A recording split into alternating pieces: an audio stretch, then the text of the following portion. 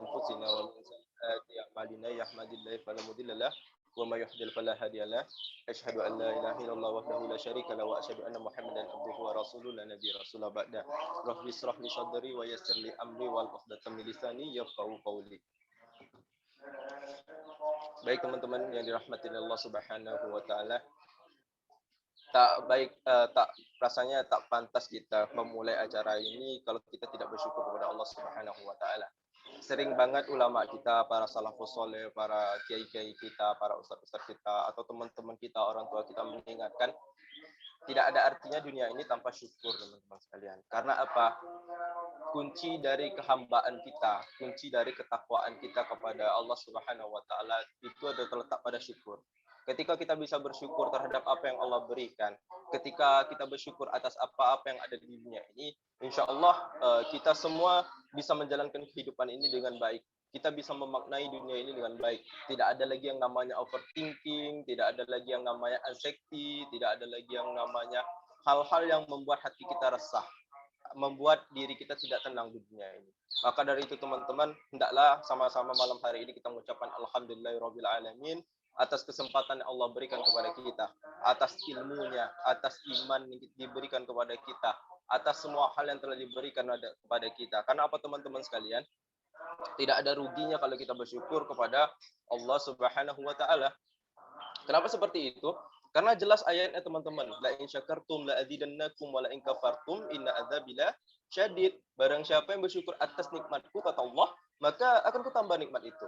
Dan sebaliknya, kalau misalkan kita kufur terhadap nikmat Allah, sungguh azabku amat pedih. Nah, ini kontekstual teman-teman, kontekstual ayatnya. Jadi karena ini kontekstual, kita nggak perlu lagi mikir-mikir yang aneh-aneh ya, atau kita nggak perlu lagi mentafsir-tafsirkan yang terlalu banyak. Cukup kita pahami kalau misalkan kita bersyukur, ya sering-sering kita mengucapkan alhamdulillah, mengucapkan hal baik, mendakwahkan yang baik, berbuat yang baik, insya Allah kita udah termasuk orang-orang bersyukur dan kita akan ditambah nikmatnya.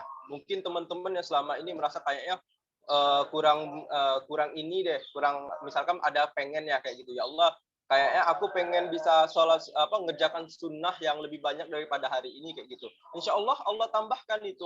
Ya, jadi dipermudah apapun kehendak kita, insya Allah dipermudah. Tapi alangkah sedikitnya ya, alangkah rendahnya diri kita apabila kita menetapkan keinginan duniawi pada Allah kayak gitu. Jadi hendaklah, jadi ini tips teman-teman sekalian yang diberikan oleh guru saya ya, pada guru saya, yaitu Syekh Ala Naimah di Alexandria.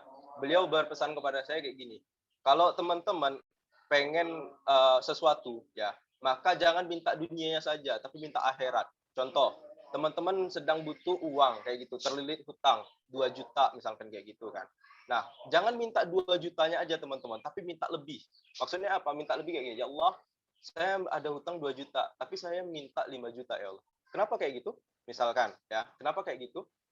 Karena yang 3 juta lagi digunakan untuk berjihad di jalan Allah kayak gitu. Apakah dengan sedekah bisa, dengan membeli buku pelajaran untuk kita menuntut ilmu bisa kayak gitu. Jadi kayak gitu. Jadi selain kehendak dunia, kita juga gunakan untuk kehendak akhirat. Itu pesan dari guru saya kayak gitu. Dan teman-teman bisa menggunakan hal itu. Dan ini semua karena keyakinan teman-teman. Ketika kita tidak yakin akan hal ini semua tidak akan terjadi. Ya, ini semua tidak akan terjadi. Jadi tergantung keyakinan kita.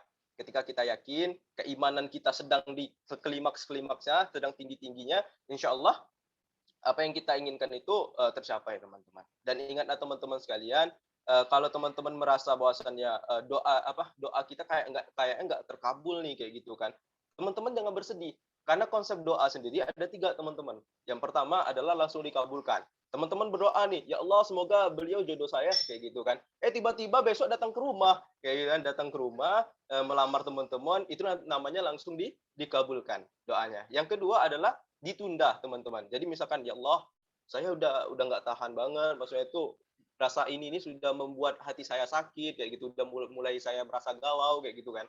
Nah, setelah itu hal semua itu terjadi, udah bertahun-tahun saya rasakan rasa cinta ini yang memupuk dalam hati kayak gitu, sehingga ini menyakiti hati saya, mohon ya Allah datangkanlah Ya, ini kan udah ada kita udah berdoa bertahun-tahun, berarti Allah tunda dan ternyata beliau datang setelah itu melamar kita misalkan untuk yang akhwat. Kalau yang ikhwan mungkin kita disiapkan harta kita, disiapkan finansial kita untuk datang melamar beliau seperti itu. Nah, ini namanya ditunda kayak gitu. Jadi doa kita dikabulkan juga tapi ditunda. Nah, yang ketiga, yang terakhir adalah diganti. Mungkin teman-teman merasa kayak gini, ya Allah mohon aku pengennya dia, kalau enggak dia pokoknya dia lah kayak gitu. Kita maksa kayak gitu kan. Tapi berjodohnya bukan sama dia juga. Nah, itu namanya diganti.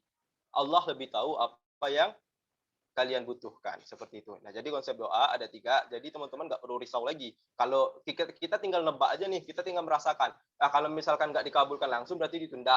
Jadi kita husnuzonnya ditunda. Kalau misalkan nggak ditunda juga berarti diganti. Ya udah, tinggal nunggu aja teman-teman. Yang penting jangan teman-teman kufur dengan tidak berdoa kepada Allah. Kayak gitu ya. Nah, konsep syukur sendiri ada 3 juga teman-teman. Yang pertama adalah syukur bil qauli. Apa itu qauli? Yaitu dengan lisan kita teman-teman. Yaitu dengan sering-sering lah kita mengucapkan alhamdulillah sebagai bentuk syukur kita. Selain bentuk syukur adalah Imam Malik rahimahullah mengatakan bahwasanya alhamdulillah sebagai kunci dari rezeki. Ya, kunci dari rezeki. Mungkin teman-teman yang seret rezekinya sering-sering mengucapkan alhamdulillahirabbil alamin. Bukan saat sholat aja ya. Kalau sholat kita 5 kali itu setiap sholat kan. Setiap sholat wajib kita alhamdulillahirabbil alamin pada surah Al-Fatihah. Nah, tapi di luar itu, teman-teman harus juga membiasakan diri untuk kita mengucapkan alhamdulillah. Selain itu, gunakanlah ucapan-ucapan baik, nasihat-nasihat baik kepada saudara-saudara kita, sekitaran kita, dan untuk diri kita sendiri. Itu syukur melalui lisan. Yang kedua adalah syukur bil fi'li, melalui perbuatan kita, yaitu dengan kita mengimplementasikan apa yang ilmu yang kita dapatkan. Perintah Allah ya, sami'na wa ta'na, saya dengarkan, saya laksanakan. Jadi ketika Allah memerintahkan kita untuk sholat 5 waktu dan tepat waktu, kayak gitu, silakan laksanakan. Kayak gitu, nggak perlu lagi nunggu ayang telepon ya, nggak perlu lagi tunggu ayang chatting untuk SMS. Langsung ketika azan tiba kayak gitu kan, Allahu Akbar, Allah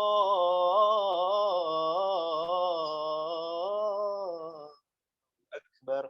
Nah, ketika azan sudah tiba ya berkumandang, langsunglah bergegas kayak gitu. Nah, lebih baiknya teman-teman udah siap sebelum itu. Jadi ketika azan tiba langsung gas, langsung pergi ke masjid untuk yang ikhwan. Untuk yang akhwat apa? Siap-siap di rumah, membersihkan rumahnya, menyiapkan tempat sholatnya, gitu dengan sholat. Kayak gitu ya. Nah, yang terakhir adalah yang ini yang paling mudah untuk kita soal syukur. Ini adalah yang paling rendahnya syukur, tapi yang paling sulit. Kayak gitu. Mudah, antara mudah dan sulit itu lumayan lah, gampang-gampang susah. Kenapa dibilang gampang-gampang susah? Karena ini keyakinan teman-teman. Betapa banyak kita ceroboh di hal keyakinan ya. Nama yang terakhir adalah syukur bil qalbi, syukur dalam hati atau syukur melalui keyakinan. Banyak banget kita jatuh di sini. Kenapa dibilang banyak jatuh di sini? Karena coba ketika teman-teman dapat ujian, apa yang pertama kali teman-teman respon terhadap ujian itu? Apakah teman-teman berkata, "Ya Allah, kalau misalkan ini ujian untuk saya, mohon mudahkan." Ya Allah, aku yakin karena ujian ini untuk menaikkan derajatku atau ini adalah rahmat untukku, mohon ya Allah bantu. Apakah kita mengatakan hal yang kayak gitu atau kita bilang kayak gini, ya Allah, kok ujian ini ada sama aku sih? Kok berat banget ya? Kayaknya nggak pantas aku dapat ujian ini. Ya Allah, kok berat banget ujian? Kok ngeluh kayak gitu. Nah, ini adalah salah satu bentuk kita nggak yakin bahwasannya la yukallifullahu nafsan illa wusaha. Allah tuh tidak akan menguji seseorang ya sesuai dengan kemampuan kita. Ya, dan kita lupa bahwasannya kalau misalkan kita dalam ujian seperti itu, Allah itu ada di sisi kita. Wa huwa ma'akum aina ma kuntum. Allah itu berada di sisi kita dimanapun kita berada. Kayak gitu. Dan teman-teman jangan bersedih. La tahzan innallaha ma'ana. Allah itu bersama kita, jangan bersedih. Jadi kayak gitu teman-teman konsepnya, ya. Jadi ada 3 bentuk syukur. Nah, masalah syukur aja udah panjang banget nih, Bang. Kayak gitu kan, Mas atau AA atau Uda atau siapa lah manggil boleh teman-teman ya. Kayak gitu. Jadi kakak atau boleh juga konsep syukur aja udah 3 juga. Tadi kita bahas tentang doa udah untuk syukur kita masuk ini udah 3 nih. Pertama syukur bil qauli melalui lisan, yang kedua adalah syukur bil fi'li melalui perbuatan, yang ketiga adalah syukur melalui yang terakhir bil qalbi dengan keyakinan dengan hati kita gitu ya. Selanjutnya marilah kita bersolawat kepada Rasulullah sallallahu alaihi wasallam. Allahumma shalli ala Muhammad wa ala ali Muhammad. Yang mana dengan adanya beliau ya, alhamdulillah dengan datangnya beliau di sisi kita ya, ilmunya sampai saat ini memberikan rahmat kepada kita. Yang paling penting nanti teman-teman, hanya beliaulah yang memberikan syafaat kepada kita. Jadi teman-teman wajib banget nih setiap hari bersolawat kepada Rasulullah SAW. Ya, apabila teman-teman ingat ada hadis yang berbunyi, ketika teman-teman ada orang yang bilang, Rasulullah SAW langsung disaut sama sholawat. Karena apa? Ketika tidak kita saut, kita dikategorikan oleh Rasulullah sebagai orang-orang yang sombong, teman-teman. Nah, kebayang nggak? Kalau manusia aja ya, kalau kita sama teman atau kita sama tetangga aja dikategorikan sombong, kita udah nggak enak. Ini Rasulullah yang bakal nolong kita nanti di akhirat, memberikan syafaat kepada kita, dan beliau bilang kita sombong. Kebayang nggak? Mau nggak beliau ngasih sama kita? Ketika nih ilustrasi ya teman-teman, ketika teman-teman lagi jalan di padang mahsyar, lagi letih-letihnya pengen minum di telaga kayak gitu kan, yang ada Rasulullah yang nanti. Ketika udah nampak Rasulullah kan, ya Rasulullah, aku hambamu kayak gitu kan, aku sangat rindu kepadamu, mohon bantu aku ya Rasulullah kayak gitu kan. Mungkin kita berkata seperti itu kepada Rasulullah. Rasulullah mengatakan kepada kita, kamu hambaku yang mana kayak gitu? Kamu tahu, kamu bersalawat kepadaku nggak? Enggak ya Rasulullah. Ketika namaku dipanggil, kamu nyaut nggak? Enggak ya Rasulullah. Terus kamu ngikutin sunnahku nggak kayak gitu? Enggak ya Rasulullah. Terus kamu umatku dari mananya? Rasulullah bertanya. Ketika hal itu terjadi, maka teman-teman tidak ada lagi yang namanya penolong-penolong lain selain Rasulullah. Maka tinggallah penyesalan. Ketika Rasulullah berpaling dari kita nanti, tinggallah penyesalan. Maka dari itu, mending kita daftar penyesalan kita sekarang. Ya, masih di dunia ini, mending kita daftar dulu penyesalan kita sekarang, daripada nanti kita menyesal di akhirat kayak gitu. Kalau orang-orang bilang kan, andaikan penyesalan itu ada datang di awal, saya tidak akan pernah merasakan yang namanya penyesalan. Nah, inilah teman-teman momennya kita menerapkan sistem ini, menerapkan keinginan teman-teman ya. Jangan sampai nanti kita menyesal di akhirat. Allah sudah ngasih kisi-kisi, Rasulullah sudah ngasih kisi-kisi. Masa kita udah dikasih kisi-kisi untuk berjuang masuk dalam surga, menikmati akhirat nanti, mudah di akhirat tadi, kita tidak memanfaatkannya dengan baik. Maka mending kita daftar penyesalan kita, bersusah-susah di dunia dulu untuk bahagia di akhirat. Jangan sampai di dunia udah susah, di akhirat lebih susah lagi kayak gitu. Baik teman-teman yang dirahmati Allah Subhanahu wa taala, luar biasa banget teman-teman. Teman-teman udah diberikan kesempatan ya. Terima kasih kepada teman-teman udah diberikan kesempatan untuk melaksanakan yang namanya kajian ini ya teman-teman. Sebentar teman-teman, Ana boleh izin minum terlebih dahulu karena dari tadi baru pulang dari dari kuliah. Ana juga sedang sakit ya gitu. Sedang sakit, pulang kuliah lagi ujian. Ana izin minum sebentar ya Pak Moderator ya. Mas Moderator.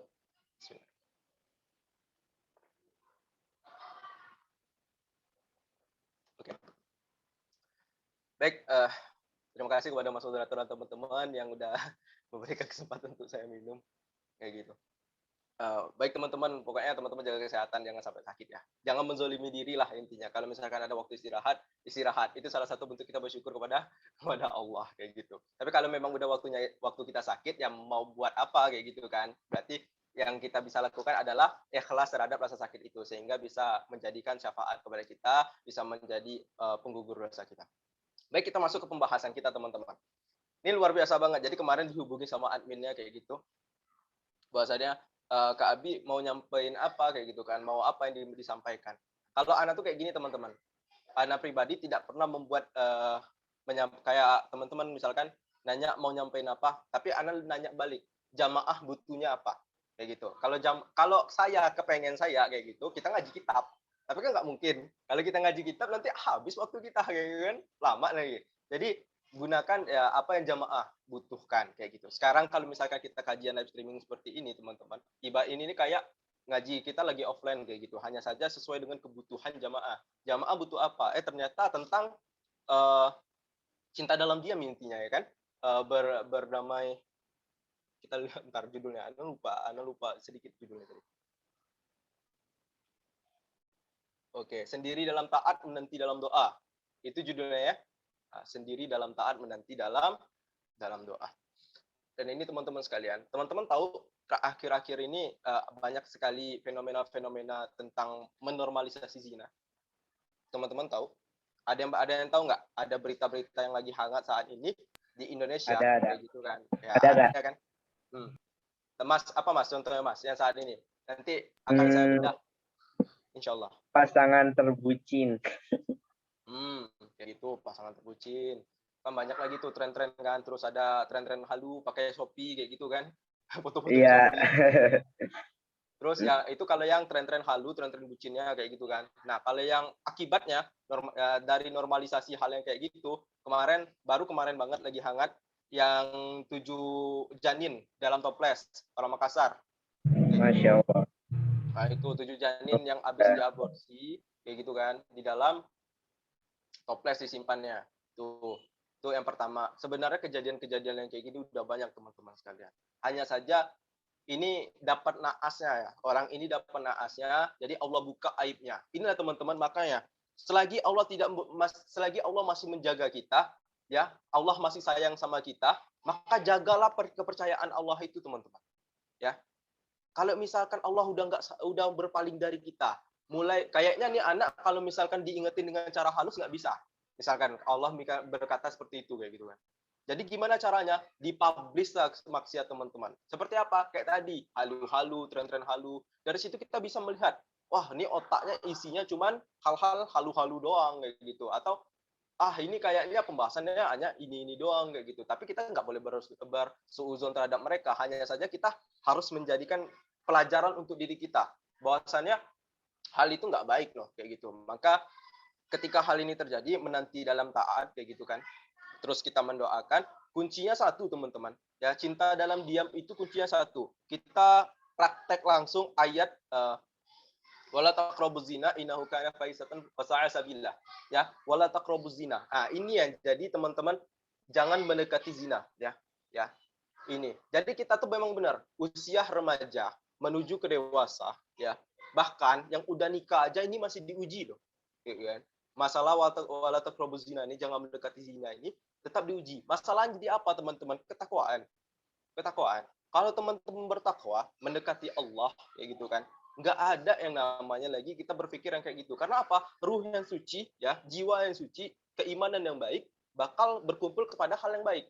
Tapi kalau misalkan pemikiran buruk, kayak gitu kan, atau punya niatan buruk, ruh yang buruk, atau jiwa yang kotor, maka akan kembali kepada asalnya yang kotor, kayak gitu. Akan bertemu kepada yang kotor. Maka dari itu teman-teman sekalian, ketika teman-teman banyak sekali, jadi kita coba bedah apa saja tren-tren takrobuz zina yang membuat kita semua menjadi jatuh kayak gitu ya saat ini ya. Pertama, tren halu bucin yang dikatakan oleh mas moderator tadi kayak gitu, bucin. Terus ada lagi pakai bahasa ayang-ayang. Kalau dulu kayaknya bahasa ayang ini digunakan untuk orang yang udah halal nggak ya? Kalau misalkan kita ngelihat orang tua kita aja, umi, abi kayak gitu kan, dan pas kita coba sama orang lain kayaknya geli kayak gitu kan, kayak aneh ya kan? Ya, kita merasakan gitu, kayak nggak masuklah dalam hati kita, kayak ada yang aneh. Nah, hal itu sekarang nggak terjadi lagi teman-teman. Kita manggil ayang sama orang lain ya, terus kita manggil umi, abi, terus apa lagi hani, bani, terus apa lagi panggilan-panggilan yang seharusnya itu hanya untuk suami istri. Sekarang itu nggak lagi kita merasakan geli, malah kita merasakan kayak normal-normal aja. Ini tanda teman-teman. Ini tanda bahwasannya kita sudah menormalisasi zina. Kita sudah menormalisasi zina. Apa arti menormalisasi? Ya udah kita anggap biasa aja nih zina kayak gitu. Mulai dari catcalling kayak gitu tadi dengan ayang-ayang gitu dan semacamnya. Terus tren-tren bucin kayak gitu. Ini udah banyak, kita menormalisasi.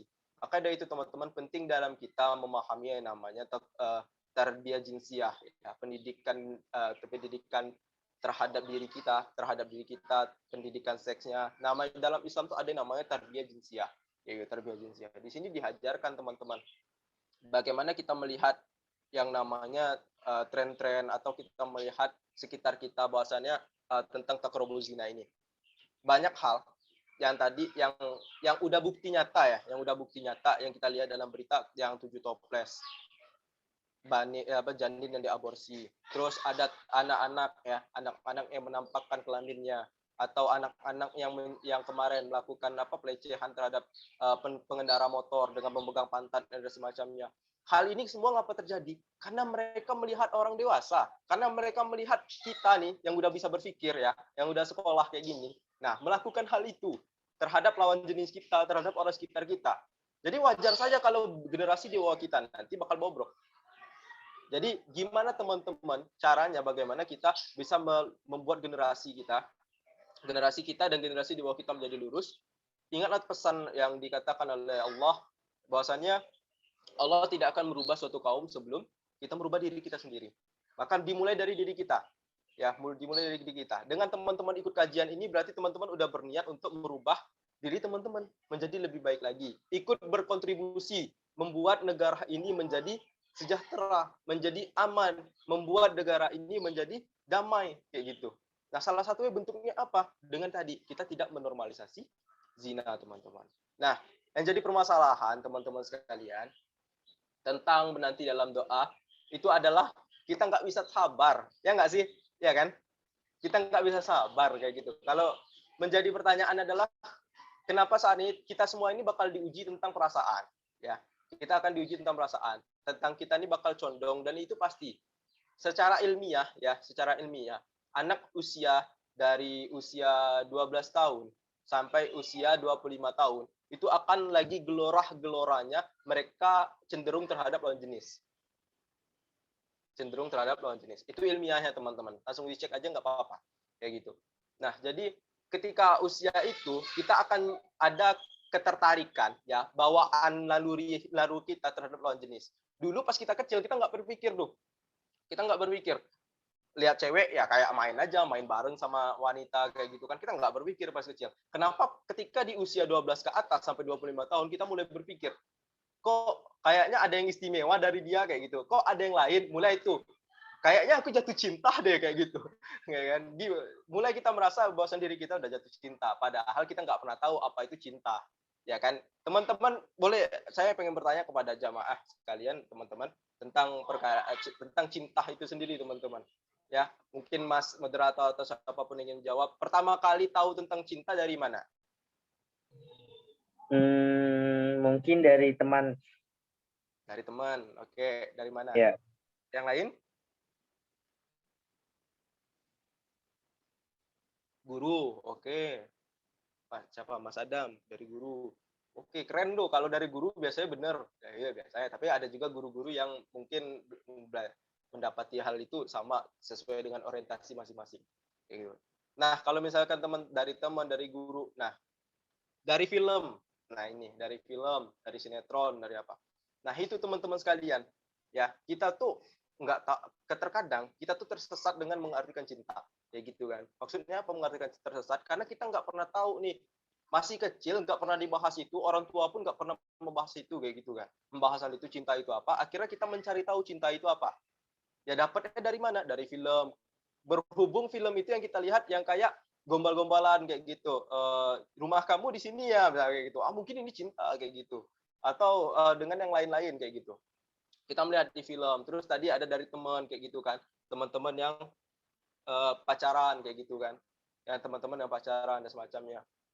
Nah, terus atau ada teman-teman yang mulai lebih pandai dalam hal ini kayak gitu kan, lebih pandai terhadap wanita atau terhadap laki-laki. Kayaknya kalau kamu nggak deket kayak itu kudet banget sih kayak gitu kan. Nah, ini kita diuji, teman-teman. Maka dari itu teman-teman seharusnya kita harus tahu dulu makna cinta itu dari mana. Nah, ini ada dari Mas Adam tadi bilang, orang tua nganggapnya terlalu bocil. Padahal makna cinta itu harus kita ajarkan melalui orang tua langsung. Ya, saat ini yang menjadi perenggangan adalah banyak hal yang orang tua perlu ajarkan. Salah satunya tarbiyah jinsia. Dalam tarbiyah jinsia ini tadi, teman-teman, ada yang namanya kita mengajar tentang cinta. Jadi cinta ini bukan sekedar ke lawan jenis saja. Kita cinta kepada orang tua kita, cinta kepada guru kita, cinta kepada hal-hal lainnya. Hanya saja kita harus tahu bagaimana bentuk cinta itu. Nah, saya pernah ditanya oleh seorang guru, apa itu cinta kayak gitu. Maka saya berjawab, ketika saya mengungkapkan kata cinta itu saya tidak bisa mengungkapkannya karena apa? Cinta itu apa yang saya menjawab ya. Cinta itu bagaimana saya membuat orang itu merasa istimewa atau merasa orang itu menjadi lebih dihargai dan saya pun merasa kayaknya cukup dengan itu dan saya tidak perlu meminta balasannya dia. Kayak gitu. Itu terhadap lawan jenis ya. Beda lagi dan itu juga terhadap orang tua. Jadi bakti kita terhadap orang tua kayak gitu kan, kita menghormati orang tua itu adalah bukti cinta kita dan itu adalah cinta, teman-teman. Bagaimana ketika hal itu terjadi, guru saya mengatakan, landasan cintamu apa kayak gitu. Dan saya belum tahu waktu itu. Ya, waktu itu saya belum tahu tentang landasan cinta saya. Saya hanya tahu bahwasannya saya hanya sayang kepada orang tua saya, atau ke orang-orang sekitar saya, maka saya anggap itu cinta kayak gitu. Maka dijawab olehnya, sebaik-baiknya cinta adalah yang dilandaskan karena Allah, kayak gitu. Karena Allah, karena Allah. 3 kali saya bilangnya karena Allah. Maka dari itu teman-teman sekalian, dalam fenomena ini benar ternyata ya, benar ternyata ketika laki-laki dan perempuan tidak didasari atas cinta kepada Allah, ya, tidak didasari iman, tidak didasari ketakwaan, tidak didasari dengan Al-Quran dan Sunnah, tidak didasari oleh syariat Islam, maka dirinya akan porak-poranda terhadap perasaannya. Itu benar teman-teman. Betapa banyak sekarang kita lihat orang-orang yang mengikuti tren halu atau bucin-bucin sekarang itu melakukan hal itu karena apa? Karena nggak bisa kalah terhadap syahwatnya sendiri, ya, kalah terhadap hatinya sendiri. Itu teman-teman, itu jawabannya. Jadi bagaimana caranya agar kita bisa membuat diri kita menjadi orang yang tidak porak-poranda terhadap hati kita, kayak gitu kan? Maaf ya Allah, aku porak-poranda kayak gitu kan, hati saya hancur kayak gitu, gara-gara dia kayak gitu. Atau kita mengikuti pacaran atau nggak pacaran. Banyak ya sekarang plesetan dari pacaran itu banyak. Nggak pacaran. Ada lagi namanya yang lainnya seperti komitmen. Katanya ta'aruf, ternyata jalan berduaan. Kayak gitu. Atau pengen nikah, bener-bener pengen nikah, tapi sebelum akad udah jalan-jalan. Kayak gitu. Ada juga. Terus ada juga yang namanya FWB. Friend with benefit. Kayak gitu. Apa itu friend with benefit? Ya jadi sekedar kita kayak pacaran gitu, tapi kita sama-sama suka kayak sama-sama suka kayak gitu aja kayak gitu. Jadi kalau misalkan kamu hamil atau apa, kayak nggak ada tanggung jawab, itu FWB. Terus masih banyak lagi hal-hal yang kayak gitu, ya, plesetan dari pacaran. Nah, maka dari itu teman-teman sekalian, bangun diri kita, benteng diri kita dengan keimanan. Dalam hal ini teman-teman banyak kisah ya dari sahabat ya, dari sahabat-sahabat, dari salafus soleh ataupun dari Rasulullah langsung mengenai perkara menanti dalam taat ya, dan menanti dalam taat dan mendoakan itu banyak ya, banyak. Ya, kita mulai dari konsep yang pertama. Konsep Khadijah dan Muhammad, ya, Ibunda Khadijah dan Muhammad. Kita lihat kedua orang ini ya, tidak ada yang pertamanya saling suka teman-teman. Ya, saling suka. Dari kedua orang yang mulia ini nggak ada yang saling suka. Ketika bertemu langsung ya, ternyata cinta itu mulai karena bertemu. Ya, cinta itu mulai karena kita saling interaksi. Makanya dari itu teman-teman, kalau misalkan antum ya dalam Islam dibilang untuk mensyariatkan menjaga diri agar tidak bercampur baur antara wanita dan laki-laki, itu benar. Karena apa? Syahwat, cinta itu akan mulai terhubung ketika kita berinteraksi. Ya, bagaimana Khadijah mencintai Nabi Muhammad ketika beliau melihat kemuliaan akhlak Nabi Muhammad, kayak gitu. Akhirnya apa? Beliau melamar Nabi Muhammad, kayak gitu kan, mengungkapkan rasanya, ya, menghidbani Khadijah duluan. Itu yang pertama. Yang kedua, ketika dengan mencintai dalam diam, konsep Ali bin Abi Thalib dengan Fatimah. Ini yang paling keren teman-teman, dan ini menjadi dasar orang-orang sekarang untuk mencintai dalam diam ya, kayak gitu. Mungkin teman-teman merasa kayaknya Ali bin Abi Thalib itu kalau ketika dia mencintai dalam diam, beliau mengumbar-umbar kayak gitu. Enggak teman-teman, kayak sekarang. Kalau misalkan sekarang kan kita saya mencintai dalam diam kayak gitu, tapi tiap hari di chatting, tiap hari diteleponin. Oke nggak di chatting, nggak diteleponin, tapi ketika di kampus atau ketika di sekolahan atau ketika ketemu di kajian, mulai kita kayak ngasih perhatian, ini ada kue atau apa kayak gitu, membuat dia menjadi kayak ikan di darat kayak gitu kan, klepek kayak gitu. Nah, hal ini Ali bin Abi Thalib nggak kayak gitu teman-teman. Ali bin Abi Thalib dan Fatimah nggak kayak gitu. Jadi konsep dalam diamnya yang menanti dalam taat dan mendoakan itu akan saya ceritakan mengenai Ali bin Abi Thalib. Nah, Ali bin Abi Thalib ketika beliau jatuh cinta kepada Fatimah dan Fatimah jatuh cinta, mereka diam.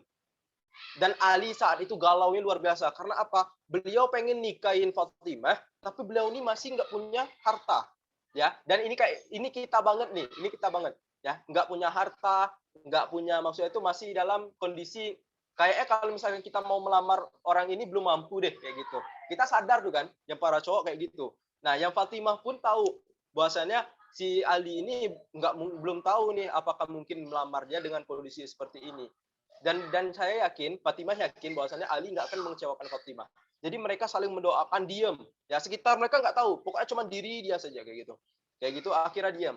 Nah, ketika Ali cinta kepada Fatimah, yang pertama kali dilakukan tahu nggak apa? bukan chatting Fatimah, ya, bukan telepon Fatimah melalui Nabi Muhammad atau mendekati bukan melakukan langsung interaksi pada Fatimah kayak gitu. Lewat sama Fatimah curi-curi pandang kayak gitu. Enggak, bukan kayak gitu. Atau kirim-kirim surat kepada Fatimah, enggak, bukan kayak gitu. Tapi apa yang dilakukan Ali memantaskan diri dia. Saya tahu saya cinta Fatimah, maka saya harus bekerja, saya harus siapkan ekonomi saya harus siap sehingga bisa melamar Fatimah. Nah, kayak gitu. Itu prinsip laki-laki, bertanggung jawab, teman-teman. Ketika kita mulai merasa kita nih, misalkan saya jatuh cinta pada seorang akhwat. Saya tahu tolak ukur saya kayak gitu kan. Saya belum mampu untuk menikahi dia karena harta saya belum atau semacamnya untuk melamar dia belum. Maka saya memutuskan ketika saya mencintai dia, saya mengusahakan yang terbaik untuk dia dan tidak pernah menghubunginya sampai saya siap. Ya, itu konsepnya. Itu konsepnya. Itu yang diajarkan oleh Ali. Jadi ketika Ali menjatuh cinta kepada Fatimah, langsunglah Ali bekerja, merantau langsung Ali. Ali merantau bekerja kayak gitu mencari di tengah pekerjaannya ya, di tengah beliau memapankan finansialnya ya, dengan ilmunya memapankan finansial, memapankan ilmunya, menguatkan keimanannya dan ketakwaannya. Di tengah perjalanan itu ternyata Abu Bakar melamar Fatimah. Kebayang nggak teman-teman sakitnya? Kebayang nggak kayak gitu? Nah, ketika hal itu kayak datang kan info dari apa? Info dari sahabat kepada Ali. Wahai Ali, Abu Bakar melamar Fatimah kayak gitu. Tapi sahabat nggak tahu kalau Ali ini sedang jatuh cinta kepada Fatimah. Tahu nggak jawaban Ali apa? Masya Allah, semoga ini hal yang terbaik. Kalau memang jadi, ini merupakan hal yang terbaik untuk peradaban umat kayak gitu. Itu jawaban Ali. Mengobati hatinya yang sedang rapuh kayak gitu, kayak kecewa. Tapi gimana? Karena beliau yakin kalau memang apapun yang ditakdirkan untukku tidak akan melewatkanku, kata Ali. Kayak gitu. Maka beliau lanjut saja bekerja kayak gitu. Ketika beliau tahu kayak gitu, beliau lanjut saja bekerja, terus mendoakan, terus karena belum nikah juga, baru dilamar mungkin menurut Ali kayak gitu. Jadi terus saja beliau ini melakukan hal tersebut, mendoakan, bekerja, menguatkan finansialnya kayak gitu kan. Tidak pernah sedikit pun menghubungi Fatimah. Nah, ketika hal itu terjadi, ternyata di Abu Bakar ditolak.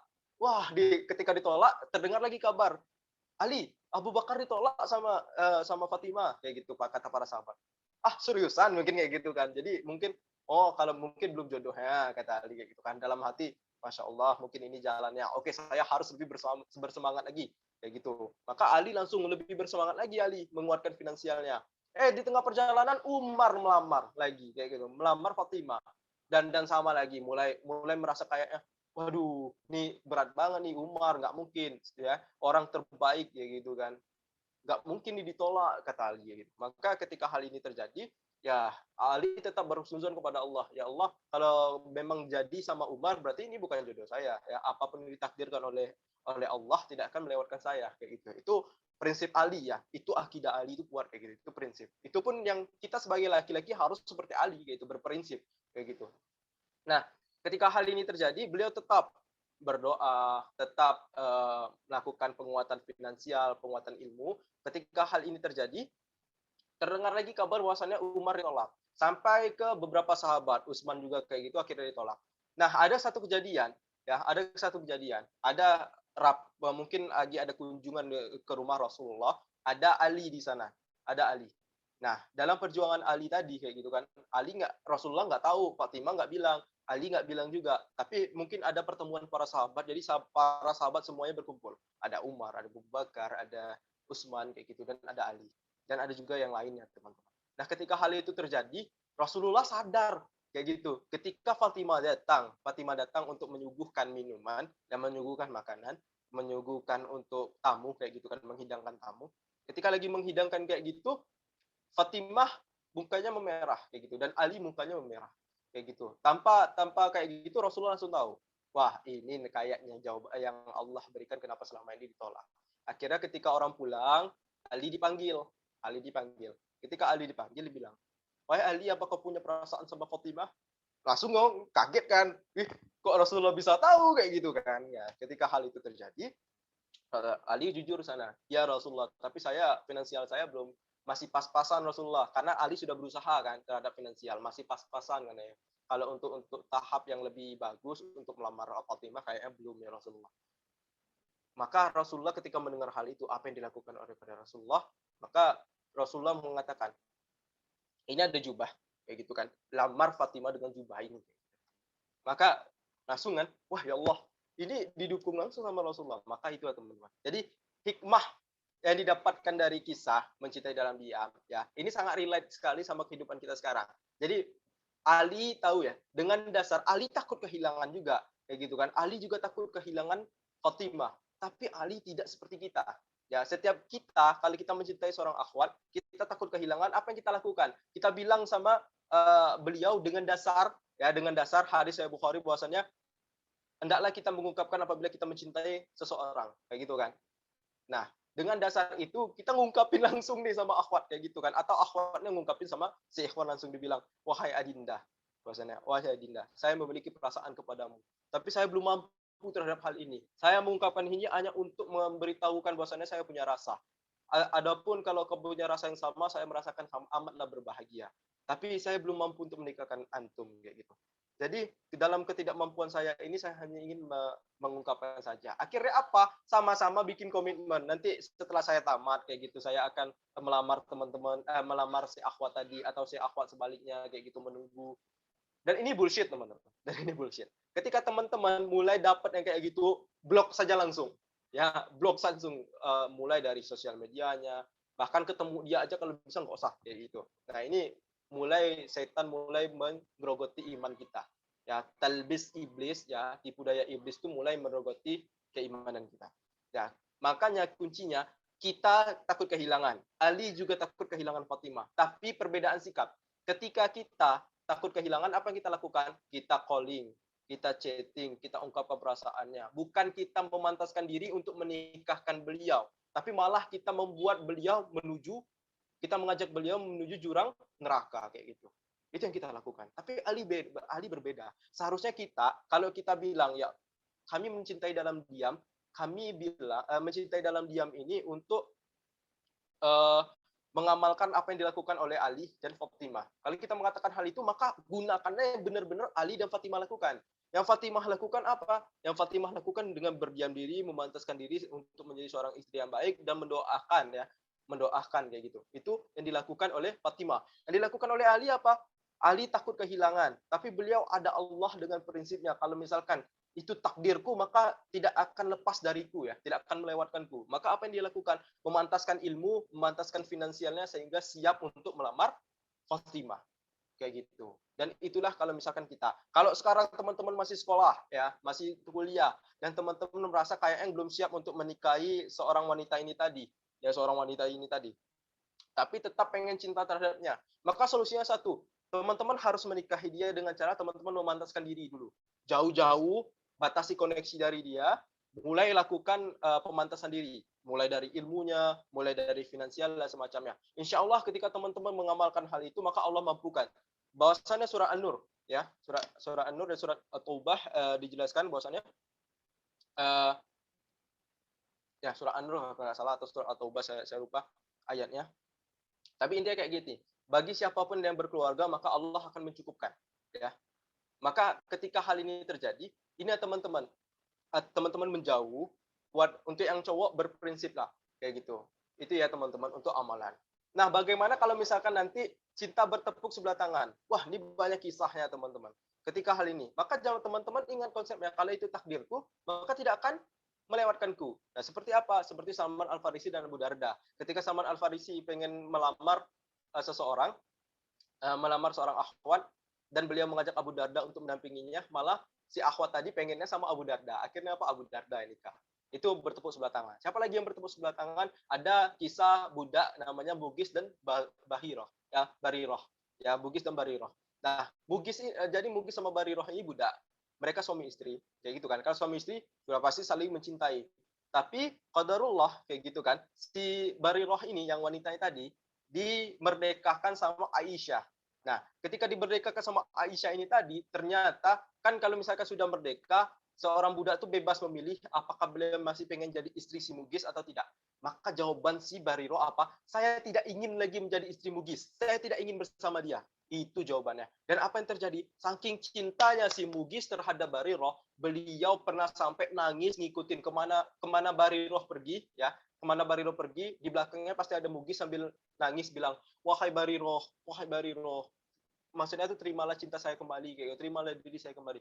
Dan tetap jawaban Bariroh bahwasannya beliau tidak ingin bersama Mugis, kayak gitu.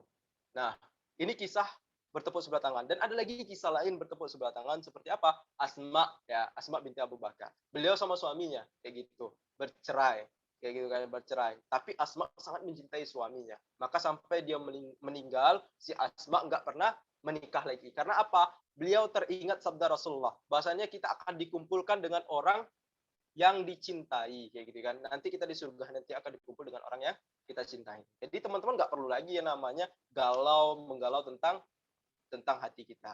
Ya, kesimpulannya apa teman-teman sekalian? Ingat, ketika kita memutuskan diri untuk cinta dalam diam, kita tahu resikonya. Resikonya apa? Ditinggalkan atau nanti kita akan bersama. Ya, itu resikonya. Kalau misalkan bertepuk sebelah tangan, kita ikhlaskan, berarti itu bukan takdir kita. Itu kita ikhlaskan, berarti itu bukan takdir kita. Layaknya Mugis dan Bahiro, layaknya si Ummu Ani dengan Nabi Muhammad, layaknya Asma dan suaminya, layaknya Salman Al-Farisi dengan si dia yang pengen dia pinang tadi, kayak gitu. Dan masih banyak lagi kisah-kisah lainnya. Itu kalau ditolak. Kalau misalkan nanti diterima, nah, kalau teman-teman tahu positif bakal diterima, teman-teman harus serius kayak tadi seperti Ali. Ketika teman-teman pengen mengamalkan seperti Ali, ya teman-teman 100% mengamalkan seperti Ali dan Fatimah. Yang cowoknya memantaskan diri, menyiapkan finansial, ketika udah mampu datangi orang tuanya langsung, bukan akhwatnya ya. Ya, tidak perlu memberi kode, tidak perlu memberitahukan si akhwat bahwasannya saya akan lamarmu nanti tahun ini, nggak perlu. Antum siapkan diri antum, kalau jodoh bersama, kalau nggak jodoh nanti ada yang lain yang lebih baik. Itu konsepnya. Baik teman-teman sekalian, kita karena udah 1 jam, udah diingetin juga sama admin insya Allah. Jadi kita sebenarnya membahas ini panjang ya teman-teman sekalian. Tidak cukup sebenarnya. Apalagi ada banyak kitab yang bisa kita bahas tentang hal ini kayak gitu. Jadi ini ajalah yang bisa kita sampaikan ini. Nanti kita akan bahas di Q&A. Hayakumullah wabillahi taufiq wal hidayah. Wassalamualaikum warahmatullahi wabarakatuh.